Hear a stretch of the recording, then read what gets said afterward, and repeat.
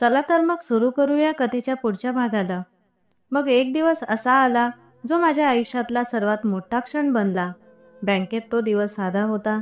बाहेर हलक्या पावसाची सरशी होती आणि थंडी वाढत होती. मी माझ्या कॅबिनमध्ये बसून फाईल पाहत होतो की दरवाजाच्या बाहेर गदारोळ झाला. एक वृद्ध महिला होती जी गार्डला म्हणत होती, "बाळा, मला आत जाऊ द्या. मी माझी पेन्शन घेण्यासाठी आले आहे. पण बँक 2 दिवस बंद राहणार आहे. मला 2 दिवसापासून काही खायला मिळाले नाही. पुढील 2 दिवस माझी उपजीविका कशी चालेल?" जसे मी डोके वर उचलले आणि तिला पाहिले, माझ्या हृदयाला झटका बसला. माझ्या हातातून पेन खाली पडला. तिचा चेहरा जरी मुरुमाने भरलेला होता, तरी ती ओळख माझ्या डोळ्यात जिवंत होती. मी खुर्चीवरून उभा राहिलो आणि तिथे पळत गेलो. लोक आश्चर्यचकित झाले की बँकेचा अधिकारी भिकाऱ्यासारख्या महिलेसमोर का जातो आहे. मी सरळ तिच्या पावलांजवळ बसलो. मला पाहून संपूर्ण बँक कर्मचारी आश्चर्यचकित झाले. मी म्हणालो, "मॅडम, तुम्ही मला ओळखलं नाही? मी प्रतीक आहे, तुमचा विद्यार्थी." ती काही क्षण माझ्याकडे पाहत राहिली, जणू आठवणींच्या धुक्यातून चेहरा शोधत होती. मग हळूच म्हणाली, "प्रतीक बाळा, तू ठीक आहे का?" "हो, मी तुला ओळखलंय." माझ्या डोळ्यात अश्रू आले. मी म्हणालो, "हो मॅडम, मी अगदी ठीक आहे. तुमच्यामुळेच मी आज या ठिकाणी आहे." मी तिचे हात धरले आणि म्हणालो, "तुम्ही माझ्याबरोबर चला. माझं घर जवळच आहे. मी तुम्हाला सोडून येतो." पण ती म्हणाली, "नाही बाळा, मी तुझ्याबरोबर जाऊ शकत नाही. फक्त मला माझ्या घरापर्यंत सोड." मी म्हणालो, "ठीक आहे मॅडम, आपण चला. मी तुम्हाला तुमच्या घरापर्यंत सोडून देईन." मी विचार केला की रस्त्यात तिच्यासाठी थोडं राशन पाणी घेऊन जाईन, जेणेकरून पुढच्या दिवशी तिला भुकेले राहावे लागणार नाही. मी माझी गाडी बाहेर आणली आणि तिला हळूवार आधार देऊन बसवले. मी विचारलं, "मॅडम, तुम्ही कुठे राहता?" तिनं थोडं संकोच करत आपला पत्ता सांगितला. जणू एखादी शिक्षिका आज तिच्या विद्यार्थ्यांकडून मदत मागत आहे याबद्दल लाजत होती. जसे मी तिचा परिसर ऐकला, माझं हृदय डुबलं. कारण त्या भागात शहरातील गरीब लोक राहत होते. उघड्या नाल्या, अनवाणी पायाने फिरणारी मुले, अंधारातही आपली आठवण विसरून जाणारे लोक. मी लगेच समजून घेतलं की तिचं जीवन किती वळलं आहे, की आज ती भुकेली, तहानलेली आणि बेसहारा महिला बनली आहे. मी सुरेखा मॅडमला त्यांच्या घराजवळ नेलं, पण घर तर काहीही नव्हतं. ती फक्त एक झोपडपट्टी होती. पाहून मी थक्क झालो की ही सरकारी शिक्षिका माझ्यासाठी इतकं केलं आणि आज ही झोपडपट्टीमध्ये राहते. झोपडपट्टीच्या आसपास घाण आणि चिखल होता. बारीक-सारीक विटा विखुरलेल्या होत्या. भांड्यांवर प्लास्टिकचे भांडे पाण्यापासून वाचवण्यासाठी ठेवलेले होते. भिंती मातीच्या होत्या आणि छप्पर जुना व प्लास्टिक लपेटून बांधलेले होते. आत जाण्यासाठी दरवाजा नव्हता, फक्त जुनी चादर लटकली होती. मी चादर हळूहळू उचलली आणि आतलं दृश्य पाहून माझं हृदय थरथरलं. आत जुना पलंग होता, जो जागी जागी तुटलेला होता. त्यावर जुनी गादी पडली होते. कोपऱ्यात लहान चुली, त्याजवळ काळे भांडे आणि पाण्यासाठी लहान मटका. टोपलीत काही भांडे आणि काही कपडे ठेवले होते. मी विचार केला की इथे पावसाळ्यात पाणी कुठून कुठून शिरत असेल. उन्हाळ्यात हवा कशी होईल, थंडी कशी सहन करेल, ती इथे स्वतःची काळजी कशी करते, हा विचार येताच माझं हृदय भरून आलं. आधी माझा मानस होता की मी तिच्यासाठी राशन पाणी घेऊन जाईन आणि सामान देऊन येईन, कारण तिने आधीच सांगितलं होतं की तिच्याकडे पैसे नाहीत. पण आता मी ठरवलं की तिला एक क्षणासाठीही येथे सोडणार नाही.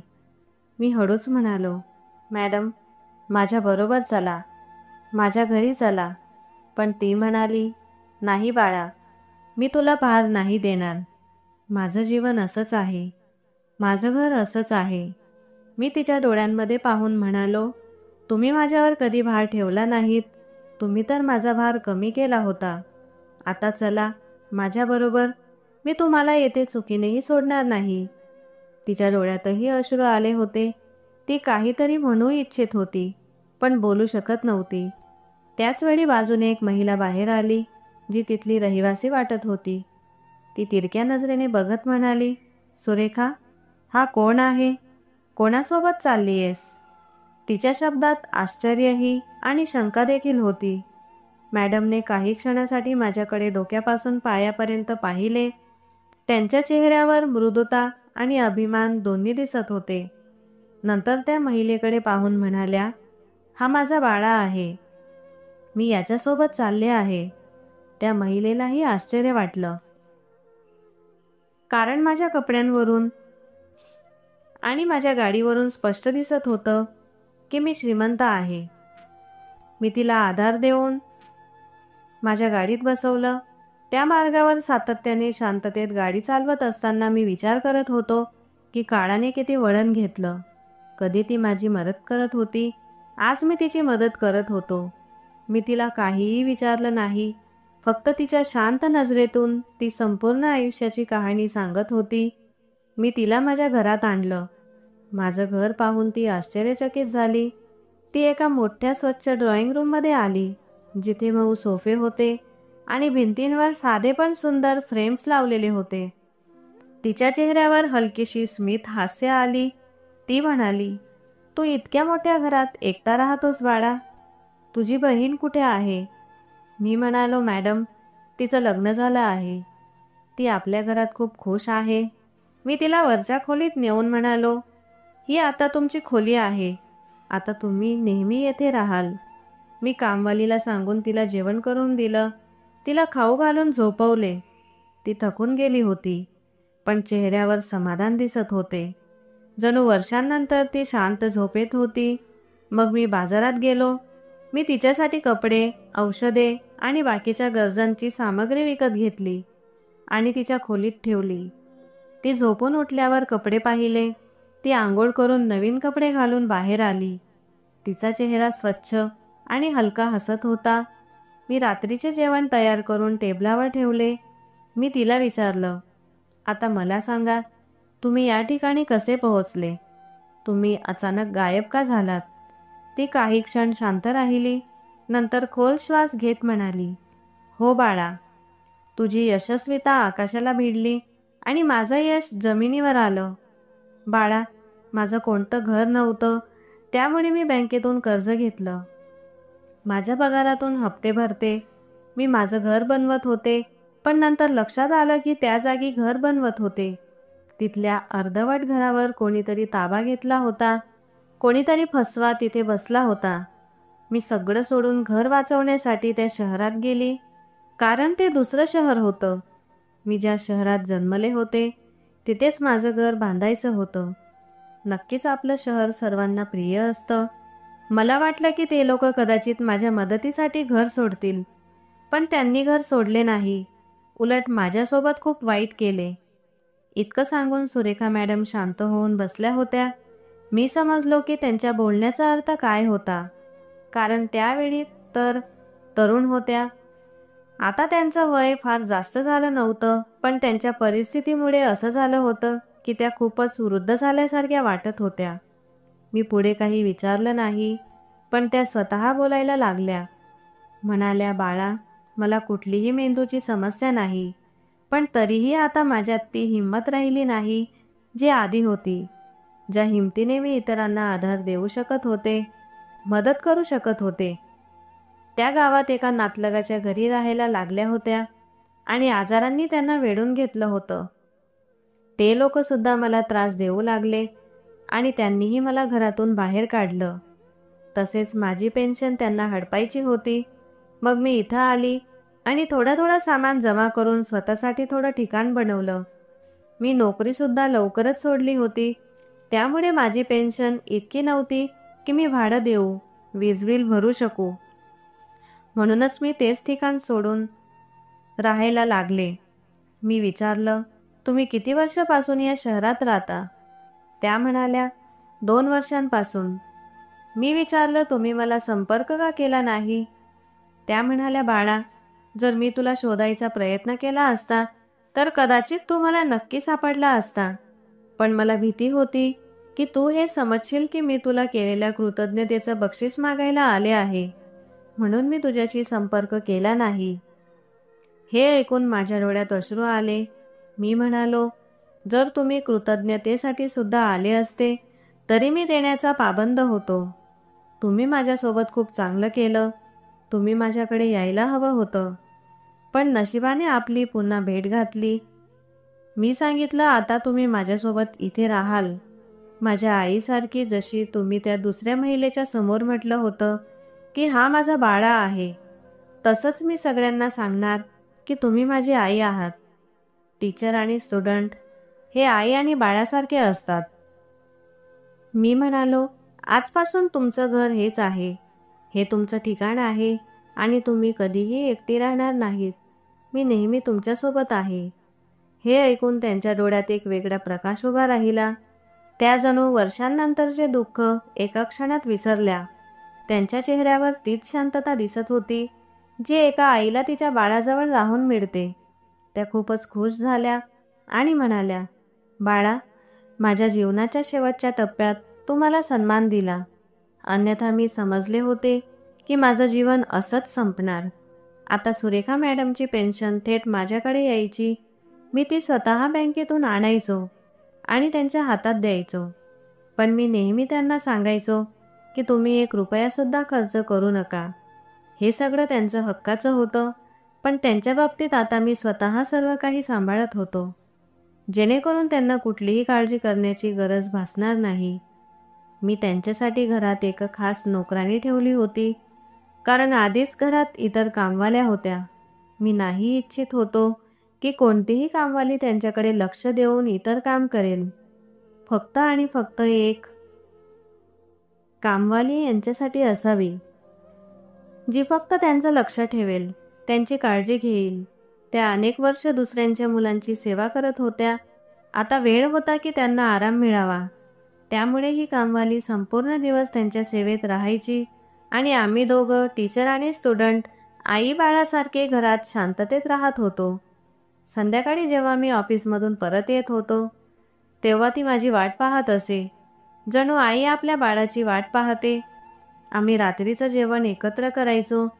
ती मला आपल्या हाताने जेवण भरवायची आणि मी तिला दिवसभराच्या गोष्टी सांगायचो.